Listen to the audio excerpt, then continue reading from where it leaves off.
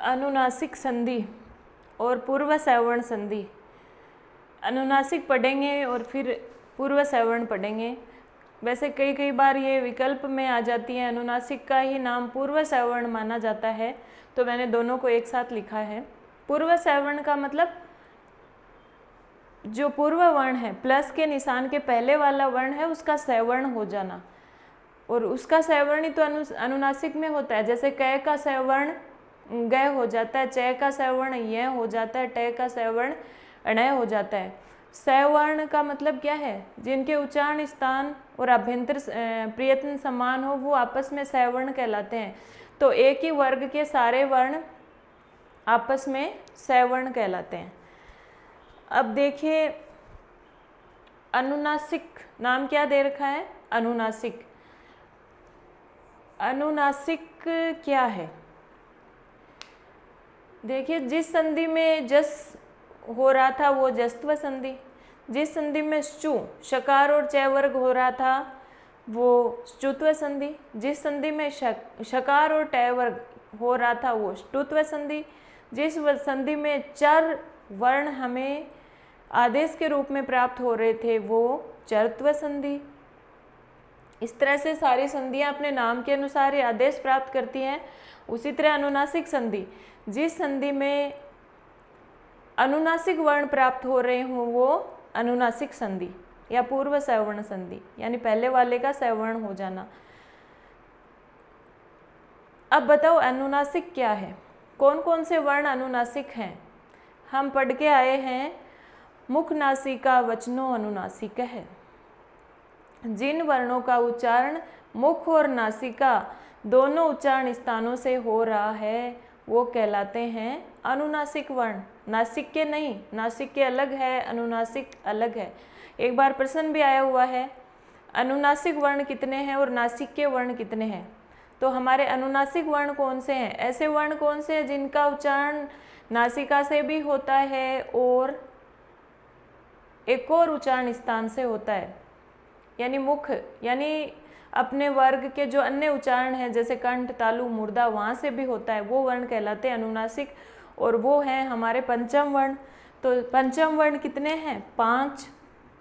तो सारे के सारे पंचम वर्ण क्या कहलाते हैं? अनुनासिक। य, म, ग, ण, न, ये पांचों क्या है? अनुनासिक। तो अनुनासिक वर्ण कितने हैं? 5। ये आपको स्पष्ट हो जाना चाहिए। ये 5 अनुनासिक वर्ण हैं। कौन कौन से? य, म, य, म, अंग, ण और न। ये पांचों क्या है? अनुनासिक वर्ण है। यम, गणना, नाम, नासिका हम पढ़ चुके हैं कि इनका उच्चारण स्थान नासिका भी है और इनका खुद का उच्चारण स्थान होता है वो भी है अपने वर्ग का, जैसे कंठ है, तालु है, मुर्दा है, दंत है, ये सारे के सारे। तो ये 5 क्या है? अनुनासिक वर्ण। इसके अलावा नासिक के वर्ण कितने हैं? नासिक के वर्ण हैं 6। क्यों? 5 तो ये अनुनासिक वर्ण और एक अनुस्वार भी जुड़ जाता है, तो अनुस्वार का उच्चारण स्थान क्या? सिर्फ नासिका। तो अनुस्वार को हम अनुनासिक में नहीं गिनेंगे। अनुनासिक कितने हैं? ये 5 ही हैं, और नासिक के कितने हैं? 6। 5 तो ये और एक अनुस्वार। ठीक है, क्लियर है? तो अनुनासिक वर्ण 5, नासिक के वर्ण 6। ये आया हुआ प्रश्न है, तो कभी भी इसमें कन्फ्यूजन नहीं होना चाहिए अनुनासिक और नासिक में। अनुनासिक अलग चीज़ है, नासिक के अलग है। अनुनासिक कौन है? हमारे पंचम वर्ण, और नासिक के कौन है? पंचम वर्ण प्लस अनुस्वार। नासिक के मतलब नासिका से उच्चरित होने वाले वर्ण। तो नासिका से उच्चरित होने वाले टोटल वर्ण कितने हैं? 5 तो ये और एक कौन? 5 तो अनुनासिक वर्ण और एक अनुस्वार। तो अनुस्वार को अनुनासिक में शामिल नहीं किया गया है, हमारे पंचम वर्ण ही अनुनासिक कहलाते हैं। तो जिस संधि में हमें ये अनुनासिक वर्ण आदेश के रूप में प्राप्त होते हैं वो संधि कौन सी कहलाती है? अनुनासिक संधि कहलाती है या पूर्व सवर्ण संधि कहलाती है। वैसे इसका अगला रूप पूर्व सवर्ण आएगा, पूर्व सवर्ण में अलग सूत्र होगा, लेकिन कई बार परीक्षा में अनुनासिक नहीं देकर पूर्व सवर्ण दे दिया जाता है, तो पूर्व सवर्ण को आप अनुनासिक के विकल्प के रूप में समझना है। यदि अनुनासिक और पूर्व सवर्ण दोनों ही ऑप्शन में दिए हुए हों तो आपको शब्द के अनुसार अनुनासिक या पूर्व सवर्ण में से एक का चयन करना है। तो अभी हम पहले अनुनासिक संधि पढ़ रहे हैं, ठीक है। मैंने दोनों ये साथ क्यों लिखे, क्योंकि फिर से रिपीट कर रही हूँ कि कई बार अनुनासिक नहीं देकर ऑप्शन में आपको सिर्फ पूर्व सवर्ण दे दिया जाता है, तो अन्य संधियों की बजाय अनुनासिक का विकल्प क्या है, पूर्व सवर्ण। बाकी अनुनासिक संधि अलग है, पूर्व सवर्ण संधि अलग है, लेकिन दोनों को एक ही माना गया है कई व्याकरण की पुस्तकों में। इसलिए अनुनासिक ऑप्शन में नहीं हो तो आपको पूर्व सवर्ण का चयन करना है। बाकी पूर्व सवर्ण हम आगे पढ़ेंगे इसके जस्ट बाद में, ठीक है। तो अनुनासिक संधि का सूत्र देखिए। सबसे पहले अनुनासिक संधि का सूत्र है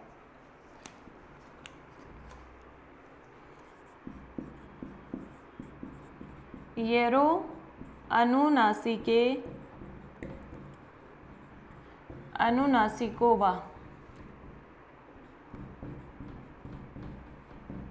येरो अनुनासिके अनुनासिको वा। इस वा का कई सूत्रों में इस वा का प्रयोग होता है। इस वा का मतलब क्या है पहले ये समझ लीजिए। आपसे सूत्र नहीं पूछे जाएंगे लेकिन फिर भी समझाना जरूरी है, क्योंकि आजकल प्रश्न का लेवल थोड़ा ऐसे ही है, कुछ भी पूछा जा सकता है।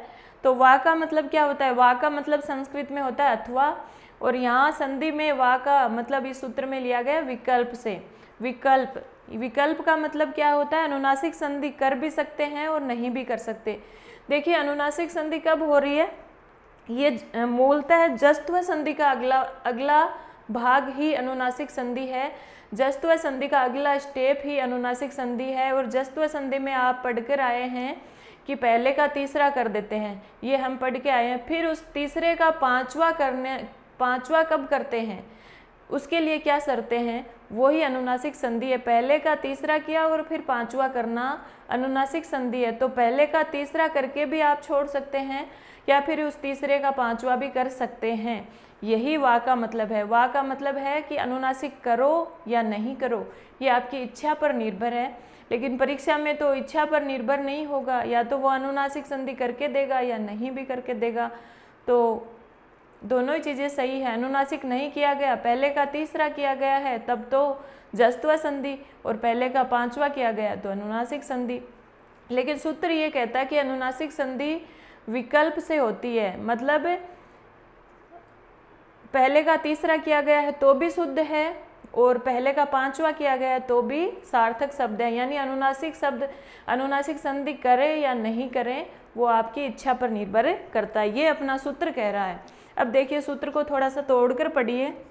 यह है अनुनासिके अनुनासिको वा।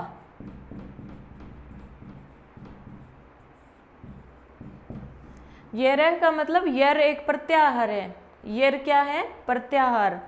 कह रहा है कि यर प्रत्याहार के बाद में अनुनासिक वर्ण होने पर, अनुनासिक मतलब ये इन पांचों में से, यर प्रत्याहार के बाद में अनुनासिक वर्ण होने पर उस यर वर्ण का भी अनुनासिक कर देते हैं, यानी उसके वर्ग का पांचवा कर देते हैं। ये यर प्रत्याहार भी अनुनासिक वर्ण में बदल जाता है, यानी अपने ही वर्ग के पांचवे में।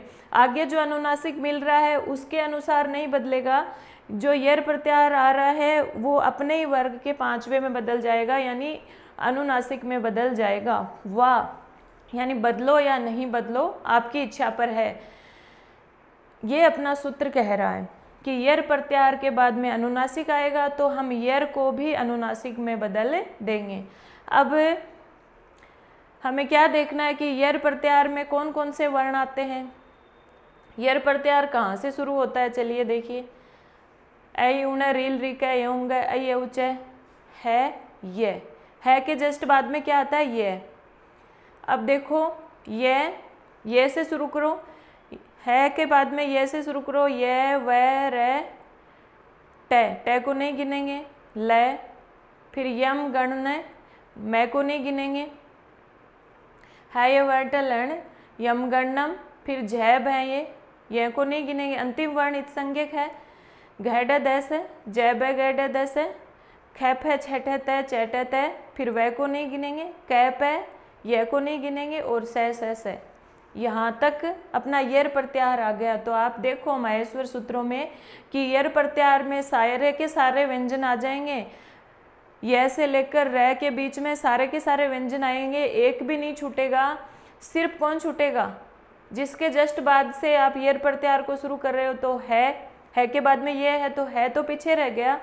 तो है को छोड़कर सारे के सारे व्यंजन किस प्रत्याहार में आएंगे? यर प्रत्याहार में। तो यर प्रत्याहार में कितने व्यंजन आ जाएंगे? ये भी आया हुआ प्रश्न है कि यर प्रत्याहार में कितने व्यंजन आते हैं? 32। और कौन सा व्यंजन नहीं आता है? वो कौन सा नहीं आता है? तो यर प्रत्याहार में कौन सा व्यंजन सम्मिलित नहीं है? है। यह प्रश्न भी मोस्ट है, आया हुआ प्रश्न है। तो यर प्रत्याहार में व्यंजन कितने हैं? 32। कौन छूटेगा? है। तो आपको इस संधि में यर प्रत्याहार मिलेगा। यर प्रत्याहार का मतलब पूर्व वर्ण के रूप में यर प्रत्याहार होगा, यानी कोई भी व्यंजन है को छोड़कर। बाकी विशेषता आपको बता दूं कि अनुनासिक संधि है, और अनुनासिक संधि का मतलब उस वर्ग का पांचवा करना है। तो जो वर्गीय व्यंजन है वो ही आएंगे, यानी क वर्ग का पांचवा ग हो सकता है, च का पांचवा यह हो सकता है, ट का पांचवा न हो सकता है, त का पांचवा न हो सकता है और प का पांचवा मैं हो सकता है। इसके अलावा जो य व रल है और स है तो आ ही नहीं रहा, तो इनका तो कोई पांचवा है ही नहीं, तो ये तो आएंगे ही नहीं अनुनासिक संधि में। अनुनासिक संधि का मतलब क्या है? जो वर्ण दे रखा है उसका पांचवा हमें करना है।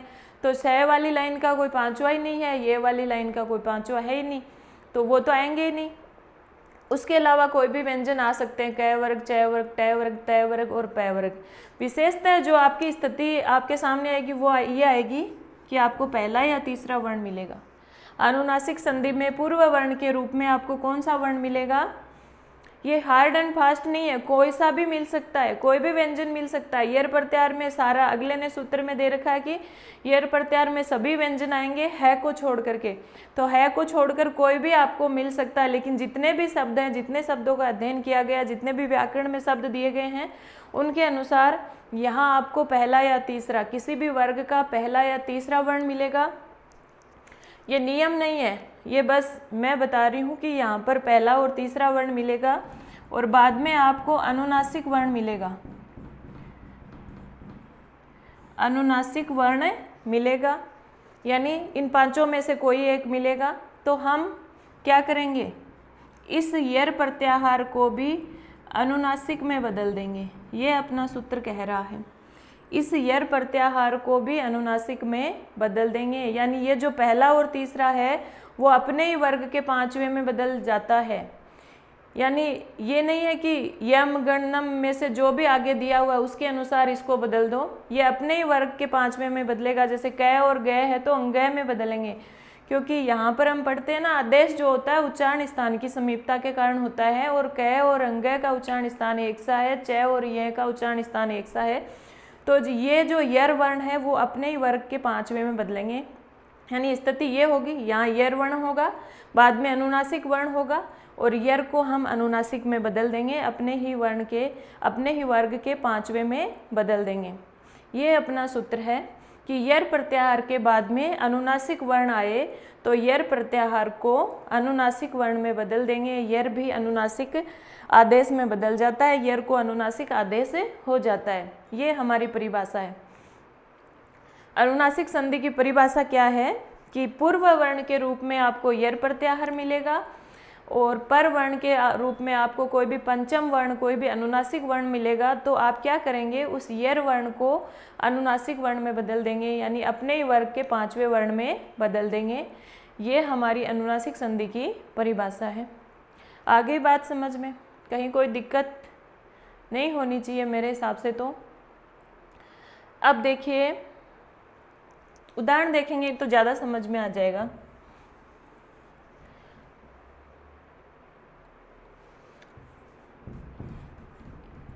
हमने देखा था कि यहाँ पर पहला या तीसरा वर्ण मिलेगा, तो है पहला वर्ण है वाक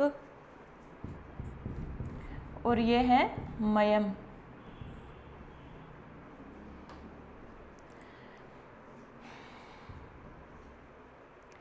यहाँ पर यर प्रत्याहार है, यर प्रत्याहार में सारे व्यंजन आते हैं है को छोड़कर, तो कै भी यर में ही आएगा। वैसे आपको पहला और तीसरा ही दिखेगा यहाँ पर। तो वाक धन मयम। अब हम क्या करेंगे, इस यर वर्ण को अनुनासिक में बदल देंगे।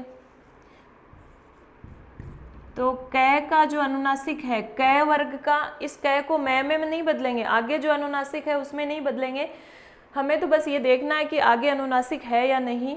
तो इस कै को भी अनुनासिक में बदलना है। किस अनुनासिक में बदलना है? अपने ही वर्ग के अनुनासिक में बदलना है। तो कै वर्ग का अनुनासिक क्या होगा? अंगय, और शब्द क्या बन जाएगा? वांग्मयम। ठीक है, देखिए वाक प्लस मयम में एक संधि और हो रही है। कै को गय कर सकते हैं जस्त्व संधि के अनुसार। जस्त्व संधि भी पढ़ के आया ना, तो पहले का तीसरा हो जाता है। तो वाक को वाग्मयम, और वाग्मयम से फिर वांग्मयम हुआ है। मैंने बताया था ना कि जस्त्व संधि का अगला भाग ही अनुनासिक संधि है। तो आपको ये भी दे सकता है और ये भी दे सकता है कि वाग प्लस मयम और वाग प्लस मयम का संधि करो। यहाँ पर कौन सी संधि है? तो वाग प्लस मयम से भी वांग्मयम बनेगा और वाग प्लस मयम से भी वांग्मयम बनेगा। समझ में आ जानी चाहिए बात कि इसका अगला हिस्सा ये है, यहाँ पर वाग प्लस मयम से जस्त्व हुआ और जस्त्व होकर के यहाँ अनुनासिक हुआ, क्योंकि संधियाँ स्टेप बाय स्टेप होती है। तो पहले जस्त्व किया और जस्त्व करके अनुनासिक किया। तो आपके सामने ये भी दे सकता है वाग प्लस मयम में कौन सी संधि होगी करके बताइए। वाग प्लस मयम में कौन सी संधि होगी? तो पहला भी यहाँ मिल सकता है, तीसरा भी मिल सकता है। तो वाग प्लस मयम में भी आगे अनुनासिक है, इसलिए गय, गय किस वर्ग का है? कै वर्ग का। और कै वर्ग का पांचवा कौन होता है? अंगय। तो गय से भी अंगय ही बनेगा और कै से भी अंगय ही बनेगा। तो वाग प्लस मयम से अनुनासिक संधि में वांग्मयम बन गया और वाग प्लस मयम से भी अनुनासिक संधि में वांग्मयम बन गया। पूछा जाए वांग्मयम में कौन सी संधि है, तो कौन सी संधि होगी? अनुनासिक संधि। और संधि विच्छेद पूछा जाए तो वाग प्लस मयम भी सही है और वाग प्लस मयम भी सही है, क्योंकि यहाँ पर जस्त्व संधि है। ये वाग प्लस मयम तो मूल है, फिर इस मूल से जस्त्व हुआ और जस्त्व होकर के यहाँ अनुनासिक हुआ है, इसलिए ये भी सही है और ये भी सही है। लेकिन मूल ये है तो दोनों साथ में आए तो आपको ये करना है। ये बात हम पहले भी उत और उद में भी कर चुके हैं। तो पहले और तीसरे वर्ण में आपका कन्फ्यूजन अब मिट जाना चाहिए कि वाग प्लस मयम और वाग प्लस मयम दोनों एक ही चीज़ हैं। यहाँ से ये जस्त्व हुआ और यहाँ से ये अनुनासिक हुआ। तो ये वाग प्लस मयम आ जाए तो भी अनुनासिक संधि है, वाग प्लस मयम आ जाए तो भी अनुनासिक संधि है, और बनेगा क्या? वांग्मयम। इसका अगर आप संधि विच्छेद कर रहे हो तो अनुनासिक वर्ण को वापस मूल में बदल दो। तो अनुनासिक किसका बना है? अंगय किसका बना है? कै का। गय का भी अंगय बन सकता है और कै का भी अंगय बन सकता है। पहले या तीसरे में से एक चयन करना है, लेकिन जो मूल है वो हमें चयन करना है। तो सही जो संधि विच्छेद क्या हो जाएगा? वाक धन मयम। इसी तरह देखो, जैसे हमारे सामने ये है वाक धन ईश। अब देखिए ये आपको झल मिल रहा है, पदांत में आपको झल मिल रहा है और बाद में क्या है? स्वर। तो कौन सी संधि हो जाएगी? जस्त्व संधि। वाग कै का गय बन जाएगा और ये ईश और शब्द बन गया वागीश। अब इस गय का हमने पंचम वर्ण नहीं किया। क्यों नहीं किया? क्योंकि यहाँ हो ही नहीं सकता। हमें आगे अनुनासिक वर्ण चाहिए, यहाँ पांचवा वर्ण चाहिए, तब अनुनासिक करेंगे, लेकिन यहाँ पांचवा है ही नहीं। तो यहाँ फिर सिर्फ जस्त्व संधि होकर रह जाएगी, आगे अनुनासिक संधि नहीं होगी। वैसे अनुनासिक तो विकल्प से हो सकती है, करो या नहीं करो वो आपकी इच्छा पर है। तो वाग प्लस मयम करो, फिर वांग्मयम करो, वो तो पेपर में आपको देगा, उस हिसाब से आपको ऑप्शन में से चयन करना है। जैसे ही आपके पास अगला है दिक् प्लस नाग, दिक् प्लस नाग, तो आगे पंचम वर्ण दिखाई दे रहा है, तो कै को किस में बदल देंगे? अंगय में। तो क्या हो जाएगा? दिंग नाग। तो दिंग नागह में कौन सी संधि हो जाएगी? अनुनासिक संधि, क्यों? यहाँ पर यर वर्ण है, आगे अनुनासिक वर्ण है। वैसे दिक् प्लस नाग का जो अगला रूप क्या होता है? जस्तु होकर के ये बनेगा दिग् नाग है। यहाँ जस्तु है, दिग् नाग आपको दिया हुआ है तो जस्तु है। और इसी का अगला स्टेप गय किस में बदलेगा? फिर अंगय में, क्योंकि आगे अनुनासिक है ना, आगे अनुनासिक है तो ये भी अनुनासिक में बदल जाएगा। तो इसका अगला स्टेप क्या हो जाएगा? दिंग नाग। तो यहाँ पर कौन सी संधि हो जाएगी? अनुनासिक संधि। पूछा जाए दिग् नाग में कौन सी संधि है? तो जस्तु है, यहाँ पर सिर्फ जस्तु हुई है।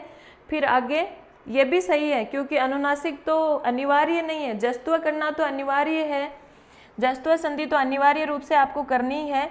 दिग् प्लस नाग है तो दिग् नाग बन ही जाएगा, लेकिन दिंग नाग बनाना है या नहीं बनाना वो आपकी इच्छा पर निर्भर करता है। तो ये अनिवार्य है, ये वैकल्पिक है। यहाँ पर कौन सी संधि है? जस्तु है। फिर आगे बढ़ाया तो कौन सी हो गई? अनुनासिक संधि, दिंग नाग है। यानी जस्तु संधि का अगला जो बढ़ता हुआ भाग है वही अनुनासिक संधि है। हम पढ़ चुके हैं कि किसी भी संधि को करने से पहले जस्तु या चरत्व क्रिया करनी है। तो यहाँ जस्तु संधि है, फिर अनुनासिक हो गई। इसी तरह मान लो ये है दिक् धन गज, दिक् धन गज है, तो इसमें भी अनुनासिक करेंगे क्या? आगे अनुनासिक है ही नहीं तो कैसे करेंगे? पर वर्ण के रूप में आपको अनुनासिक दिखाई दे तो ही तो आप क्या करेंगे? अनुनासिक संधि करेंगे। तो कै का अंगय नहीं बनाएंगे। यहाँ पर कौन सी संधि हो जाएगी? सिर्फ जस्तु होकर रह जाएगी। पहले का तीसरा बना दिया और ये बन गया दिग्गज है। अब आगे ये बढ़ेगा ही नहीं क्योंकि नियम की पूर्ति नहीं हो रही है, अनुनासिक वर्ण नहीं आ रहा है, तो अनुनासिक संधि नहीं होगी। तो ये दिग्गज बनकर रह जाएगा। कुल मिलाकर बात यह है, संधि की पहचान कैसे करेंगे? दो अनुनासिक, कोई शब्द दिया गया है और दो अनुनासिक एक साथ आ रहे हों, आ रहे हैं ना, देखो वांगमयम, दिंगनाग, दो दो पंचम वर्ण एक साथ आ रहे हैं, तो वो संधि कौन सी है? अनुनासिक संधि। और उसका विच्छेद कैसे करेंगे? जो पहले वाला पंचम वर्ण है उसका पहला वर्ण करते ही वो संधि विच्छेद हो जाएगा, और उसका तीसरा वर्ण भी आपको मिल सकता है, उसका पहला भी कर सकते हैं और तीसरा भी कर सकते हैं, दोनों सही हैं, लेकिन दोनों साथ में हो तो पहले वर्ण वाला आपको चयन करना है। तो संधि विच्छेद करेंगे तब आपको पता चल ही जाएगा। अब अनुनासिक संधि के कुछ उदाहरण हम देखते हैं।